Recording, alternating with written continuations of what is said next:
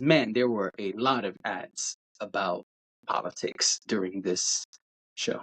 Yeah, there was definitely an agenda that was on the table, and personally, I'm not mad at the agenda. We are in an election year, and I'm not gonna bring my politics into this, but we are in an election year. Mm-hmm. Yeah. I think that there is a responsibility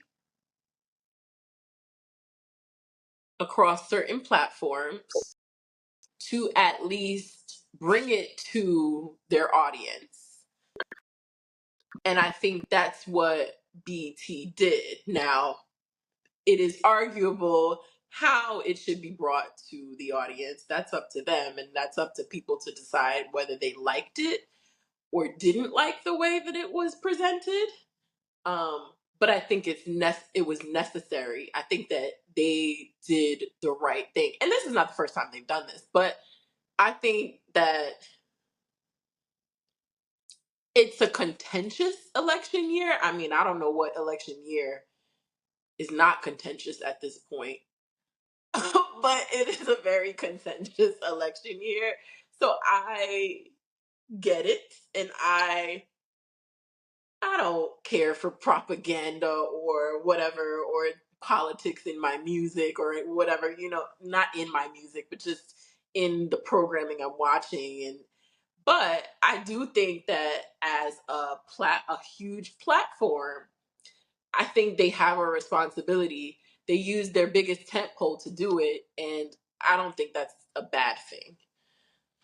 Again, does do we for me it's not about whether I agree with the messaging or not, but it's more of the fact that I do think that they have a responsibility to bring it to their audience that this is what's happening right now, and encouraging people to vote, and I think that's necessary. So Okay. There you have it. Um. what I thought So, was weird, what I thought was a little strange was the Kamala Harris of it all. oh, I didn't think that was weird. I thought that was the one we were gonna get if we were getting anything. If you told me, hey, BET Awards will have a Democratic Party ad, then I would say, oh, they're gonna bring out Kamala. Sure, that's true, but I'm talking about like Now all the all the hip hop catchphrases, that's what I'm talking. That's what I was trying to say. That I don't. I mean, that I'm like, y'all don't need to do that for me. We that know. was We know. cringe. Yeah, we know that BT is tapped in. We know that they know all the catchphrases, and there's a place for it. I just don't think it was with the Vice President of the United States, No. but I almost feel like it was also an attempt to humanize her and like